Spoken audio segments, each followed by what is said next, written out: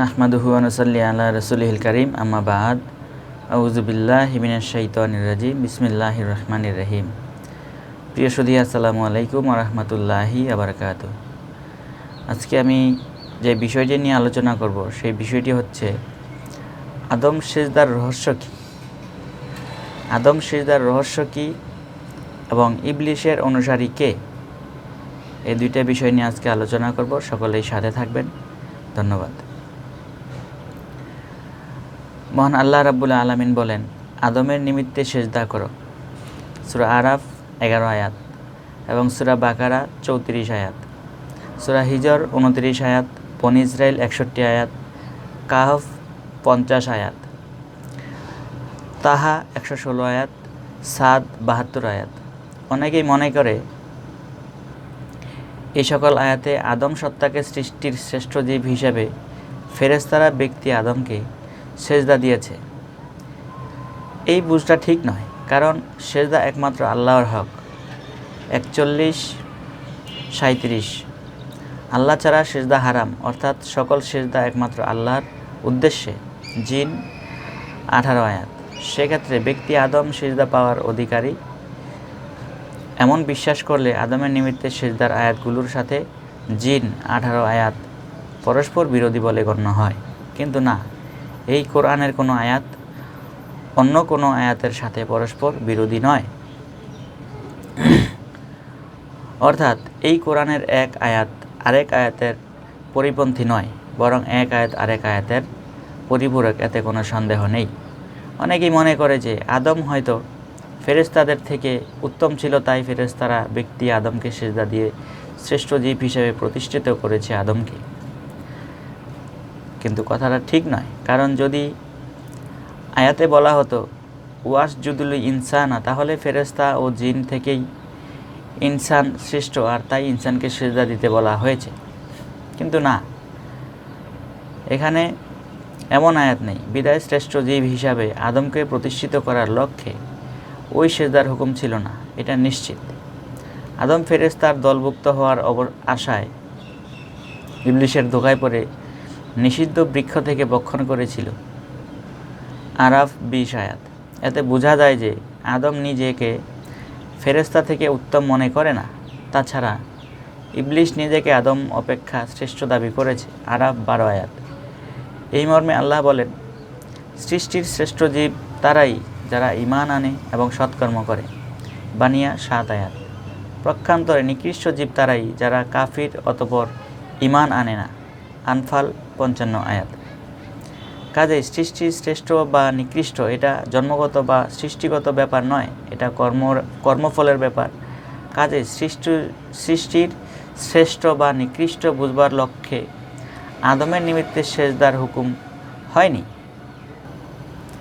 এটা নিশ্চিত। বরং আদম সেজদার অন্য কারণ আছে। সেটা হচ্ছে এই যে আদমের মধ্যে দুইটি সত্তার অস্তিত্ব স্থাপন করা হয়েছে। ব্যক্তি আদম সত্তা, যেটাকে নফস নামে অভিহিত করা হয়েছে। আদমের মধ্যে যখন নফস সত্তা স্থাপন করা হয়েছিল তখন সেজদার হুকুম হয়নি, কারণ প্রত্যেক নফসের মৃত্যু আছে। আনকাবুত 57 আয়াত। দ্বিতীয়টি হচ্ছে সৃষ্টির নিজস্ব সত্তা, যেটাকে রুহ নামে অভিহিত করা হয়। আসলে রুহু প্রভুর সত্তা। বনী ইসরাইল 85 আয়াত। আদমের মধ্যে যখন আল্লাহর নিজ রুহু তথা প্রভু সত্তাকে প্রতিষ্ঠিত করা হয়েছিল তখনই সেখানে সেজদার হুকুম হয়েছিল। হিজর 29 আয়াত এবং সাদ 72 আয়াত। তাহলে দেখা গেল ফেরেশতারা আদমকে কেবলা করে ব্যক্তি আদম সত্তাকে বিলীন করে বরং আল্লাহকেই সেজদা দিয়েছে। বিদায় আদমের নিমিত্তে সে সকল সেজদার হুকুম ছিল, সেটা ছিল আল্লাহর উদ্দেশ্যেই সেজদা। তাই এই সকল সেজদাও দ্বীনি সেজদা, কারণ সেজদার ব্যবহার বা প্রয়োগ কখনোই দুনিয়াবি ক্ষেত্রে প্রযোজ্য নয়, বরং সেজদার ব্যবহার বা প্রয়োগ সব সময়ই হবে দ্বীনের ক্ষেত্রে। যেহেতু দ্বীনের সকল বিষয় একমাত্র আল্লাহরই প্রাপ্য, জুমার 3 আয়াত, সেহেতু আদমের নিমিত্তে যে সেজদা ছিল সেটাও নিশ্চয়ই আল্লাহর উদ্দেশ্যে। তবে এখানে আরেকটি বিষয় পরিষ্কার ব্যাখ্যা করা প্রয়োজন যে 3টি কারণে আল্লাহ আদমের নিমিত্তে সেজদা দিতে বলেছিল। আল্লাহর নিজ রুহু আদমের মধ্যে ফুৎকার করা হয়েছিল। হিজর 29 আয়াত এবং সাদ 72 আয়াত। আল্লাহর সুন্দর আকৃতি ও প্রকৃতি অনুসারে আদমকে সৃষ্টি করা হয়েছে। 3 সূরা ৩ ৪ আয়াত, সূরা রুম ৩০ আয়াত। আদম আল্লাহর খলিফা, বাকারা ৩০ আয়াত।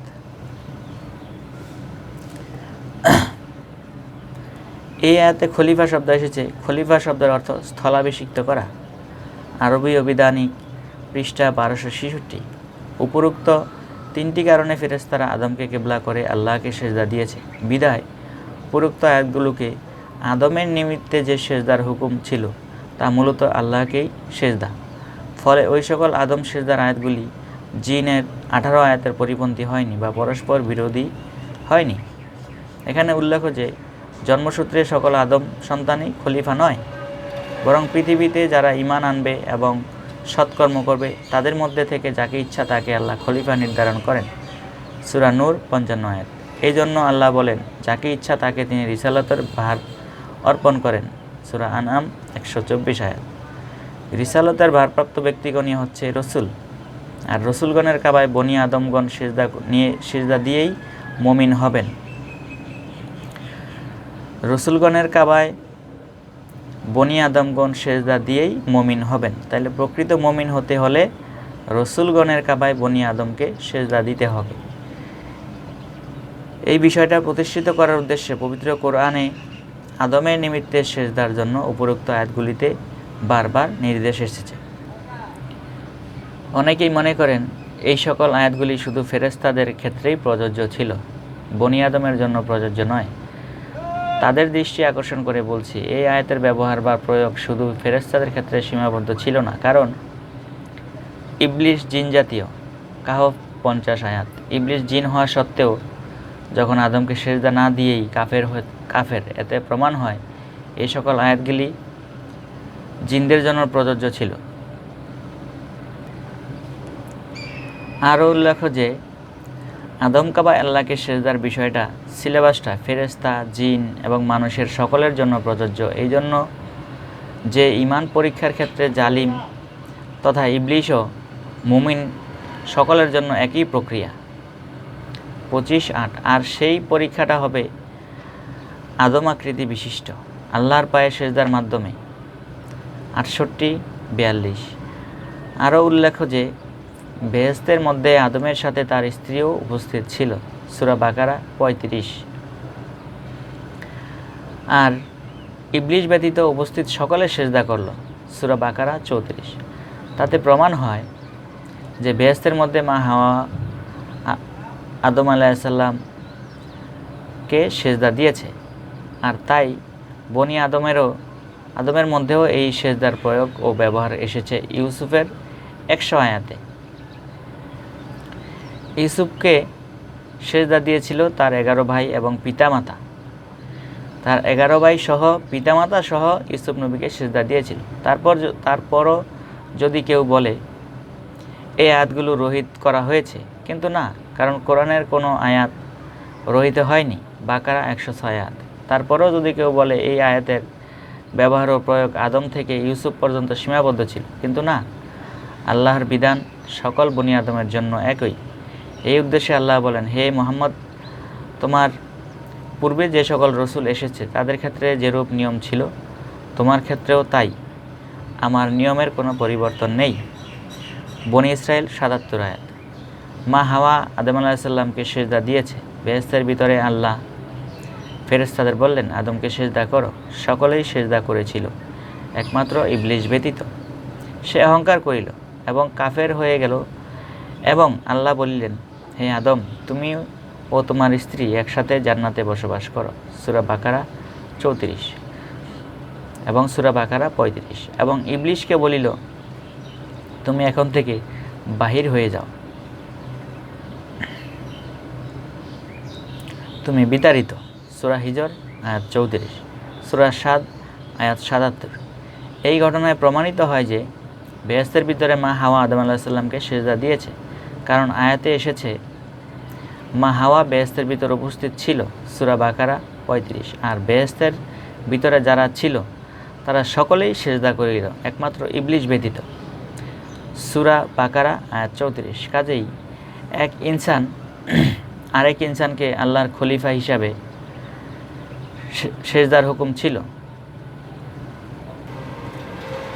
তাহলে বেহেশতের ভিতরে যারা ছিল সকলেই সিজদা করলো একমাত্র ইবলিশ ব্যতীত। সূরা বাকারা 34। কাজে এক ইনসান আরেক ইনসানকে আল্লাহর খলিফা হিসাবে কেবলা করে সিজদা দিতে পারবে না, এই কথার কোনো ভিত্তি নাই। অনেকেই বলে সিজদার হুকুম ছিল ফেরেশতা ও জিন সম্প্রদায় ইনসান সম্প্রদায়কে সিজদা করবে। তাদের এই কথা ঠিক নয়, কারণ ওয়াসজুদুলি ইনসানা, তোমরা মানুষকে সিজদা করো, এমন আয়াত আসে নাই। যদি এমন আয়াত আসতো তাহলে মা হাওয়া যেহেতু ইনসান সেহেতু তিনি সিজদাকারী আওতাভুক্ত হইতেন না, বরং তিনি সিজদাযোগ্য হইতেন। যেহেতু আয়াতে এসেছে ওয়াসজুদুলি আদামা, তোমরা আদমকে সিজদা করো, সেহেতু মা হাওয়া ইনসান হওয়া সত্ত্বেও যদি আদমকে সিজদা না দিতেন তাহলে ইবলিশের মতো কাফির হয়ে বহিষ্কার হইতো, এটা নিশ্চিত। অনেকেই বলে আদম আলাইহিস সালামকে সিজদার হুকুম শুধু ফেরেশতাদের জন্য সীমাবদ্ধ ছিল, এটা অন্য কোনো সম্প্রদায়ের জন্য ছিল না। তাদের এই কথা ঠিক নয়, কারণ ইবলিশ ছিলেন জিন জাতি। সূরা কাফ আয়াত 50। ইবলিশ জিন জাতি হওয়া সত্ত্বেও যখন আদমকে সিজদা না দিয়ে কাফের। সূরা বাকারা আয়াত 34। তাতে প্রমাণ হয় যে সিজদার হুকুম শুধু ফেরেশতাদের মধ্যেই সীমাবদ্ধ ছিল না, বরং সকল সৃষ্টির জন্য ছিল। বিধায় মা হাওয়া ওই সিজদার আওতাভুক্ত ছিল, এতে কোনো সন্দেহ নাই। কারণ সিজদার হুকুম ছিল আল্লাহর খলিফাকে প্রতিষ্ঠিত করার জন্য, আর আদমকে আল্লাহ খলিফা হিসেবে নির্ধারণ করেছিলেন। সূরা বাকারা আয়াত 30। যেহেতু মা হাওয়া খেলাফতপ্রাপ্ত নহে, তাই তিনি ইনসান হওয়া সত্ত্বেও ওই সিজদা না করে অপরাধী হইতেন, এটা নিশ্চিত। কারণ জমিনের বুকে আল্লাহ খলিফা পাঠিয়েছেন, সকল সৃষ্টির উপর তিনি প্রতিনিধিত্ব করবেন। এই উদ্দেশ্য শুধু ফেরেশতা ও জিনদের উপর আদম আলাইহিস সালাম প্রতিনিধিত্ব করবেন এমন নয়, বরং ফেরেশতা, জিন ও ইনসানদের উপর আল্লাহর প্রতিনিধিত্ব হিসাবে আদম আলাইহিস সালাম দায়িত্ব পালন করবেন। জন্মসূত্রে কিন্তু সকল বনি আদম খলিফা নহে। পৃথিবীতে যারা ঈমান আনবে এবং সৎকর্ম করবে তাদের মধ্য থেকে আল্লাহ যাকে ইচ্ছা তাকে প্রতিনিধিত্ব দান করবেন। সূরা নূর আয়াত 55। যাকে আল্লাহ খেলাফত দিবেন তিনিই প্রতিনিধিত্ব করবেন বাকি বনি আদমের উপর।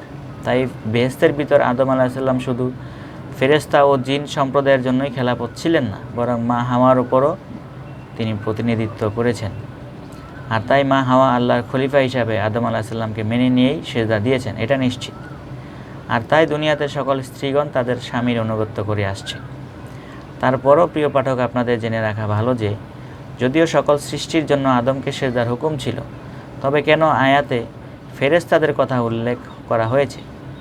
এর কারণ হচ্ছে এক সময় আল্লাহ ফেরেশতাদের অবগতির জন্য ঘোষণা করেছিলেন যে জমিনের বুকে আমি প্রতিনিধিত্ব নির্ধারণ করব। সূরা বাকারা আয়াত 30। কোনো সম্প্রদায় দ্বিমত পোষণ করে নাই, বিধায় সিজদার সময় ফেরেশতাদের কথা উল্লেখ করে বলেছে, যেন কোনোভাবেই কোনো অজুহাত ফেরেশতারা এই সিজদা থেকে বিরত না থাকে। যদিও বেহেশতের ভিতরে আদম সিজদার ঘটনা ঘটিয়েছে, কিন্তু এর কার্যকারিতা বেহেশতের ভিতরেই সীমাবদ্ধ নয়, বরং দুনিয়াতে বনি আদমের মধ্যে প্রচলিত আছে। যেমন ইউসুফ আলাইহিস সালামকে সিজদা করলো তার 11 ভাই। সূরা ইউসুফ আয়াত 100। সকল নবীগণের উদ্দেশ্যে আল্লাহ বলেন, প্রত্যেক সিজদার সময় তোমাদের নিজের চেহারা প্রতিষ্ঠিত করো। সূরা আরাফ আয়াত 29। কাজেই আদম কাবাই আল্লাহকে সিজদা করাই ইবলিশ মুক্তির একমাত্র পথ। আসলে আদমের নিমিত্তে সিজদার আয়াতগুলি দিয়ে খলিফা আদমকে সিজদার মাধ্যমে পরবর্তী রিসালাতের ভারপ্রাপ্ত রসুলগণকে কেবলা করে আল্লাহকে সিজদা করার বিধানকে প্রতিষ্ঠিত করাই ছিল আদম সিজদার মূল রহস্য বা উদ্দেশ্য। যারা বর্তমানে যে কোনো কারণে আদম কাবায় সিজদা থেকে দূরে থাকে, তারা ওই সকল আয়াতগুলো অর্থাৎ আদমের নিমিত্তে সিজদার আয়াতগুলির উদ্দেশ্যকে ব্যর্থ করার শামিল বলে গণ্য হবে, কিন্তু আল্লাহর কোনো আয়াতের উদ্দেশ্যকে ব্যর্থ করতে পারবে না। সূরা হুদ আয়াত 20। কাজেই আল্লাহ পাকের কোনো আয়াতের উদ্দেশ্য ব্যর্থ হবে এমন বুঝ অন্তরে পোষণ না করাই ভালো। তারপরেও যারা আল্লাহর আয়াতের উদ্দেশ্যকে ব্যর্থ করার চেষ্টা করে তাদের জন্য কঠিন শাস্তি জাহান্নাম। হজ 51 আয়াত। যারা রসুলগণের মাধ্যমে আদম কাবায় সিজদা করেনি তারাই ইবলিশের অনুসারী এবং কাফের, কারণ ইবলিশ আদম কাবায় সিজদা না দিয়েই কাফের। সূরা বাকারা আয়াত 34। ইবলিশ এবং ইবলিশের অনুসারীগণ মোমেন নয়। এরা বলে আমরা আল্লাহ ও আখিরাত বিশ্বাস করি, বাকারা আয়াত 8।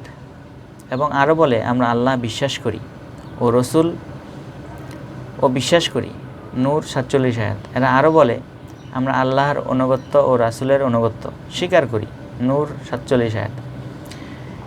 কিতাবীদের দল বিশেষের মধ্যে ইবলিশের অনুসারী আছে, ইমরান 100 আয়াত।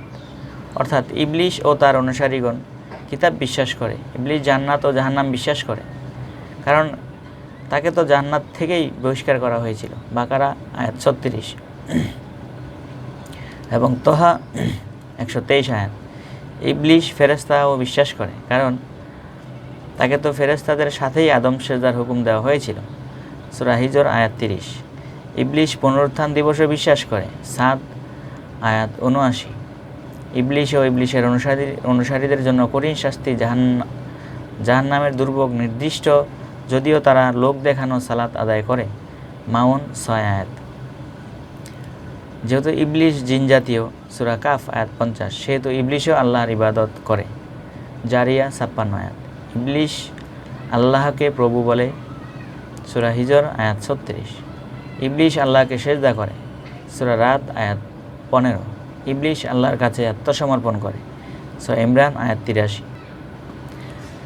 ইবলিশ আল্লাহরই পবিত্রতা ও মহিমা বর্ণনা করে, হাদিদ আয়াত 1 এবং হাসর 24 আয়াত। উপরোক্ত বিশ্বাস অনুসারে উপরোক্ত কর্মগুলো করার পরও ইবলিশ একমাত্র আদমকে সেজদা না দেওয়ার কারণেই কাফের, বাকারা আয়াত 34 এবং সাদ 72 আয়াত। ঠিক একইভাবে যারা উপরোক্ত বিশ্বাস অনুসারে উপরোক্ত কর্মগুলো করার পরেও ইবলিশের অনুসারী হবে। যেহেতু পূর্ব আলোচনায় আমরা বুঝলাম খেলাফত যেখানে সেজদা সেখানে, খেলাফত প্রতিষ্ঠার লক্ষ্যে সেজদা, খেলাফত প্রাপ্ত খলিফাগণই সম্যক গুরু, আর সম্যক গুরুগণই বর্তমানে রসুল। মোমেনগণ বলেন আমরা এই বর্তমান রসুলের অনুসরণ করি, ইমরান আয়াত 53। এই রসুলগণ তোমাদের পবিত্র করবেন, কারণ প্রত্যেক বনি আদমের সাথে ইবলিশ যুক্ত আছে, তাহা 123 এবং জখরুফ 36 আয়াত। এই ইবলিশ মুক্ত না হওয়া পর্যন্ত কেউ পরিত্রাণ পাবে না, সূরা 89 আয়াত। আর যতক্ষণ পর্যন্ত কেউ সম্যক গুরুর কাবায় সেজদা না দেবে ততক্ষণ পর্যন্ত সে ইবলিশ মুক্ত হতে পারবে না। যতক্ষণ পর্যন্ত সম্যক গুরু রসুল এবং মুমিন কাবায় সেজদা না দিবে ততক্ষণ পর্যন্ত সে ইবলিশ মুক্ত হতে পারবে না। যখনই কেউ সম্যক গুরুর কাবায় সেজদা দিবে তখনই সে ইবলিশ মুক্ত হবে, কারণ ইবলিশ কখনো আদম কাবায় সেজদার শামিল হবে না, সূরা হিজর আয়াত 33। আর সম্যক গুরুর কাবায় সেজদার মাধ্যমেই ইবলিশকে দেহ মন থেকে দূরীভূত করার একমাত্র উপায়, আর এটাই হচ্ছে সালাত।